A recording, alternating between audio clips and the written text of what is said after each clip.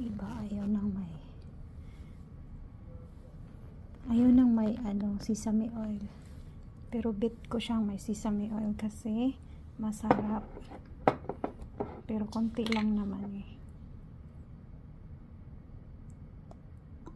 Pampalasa lang yan.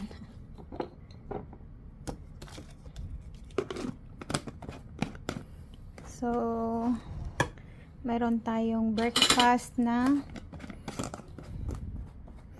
porridge, arroz caldo. Tapos may kamote ako dito. Nakabili ako ng kamote. Ayan. Itong kamote na to, ano siya? Pugad siya guys.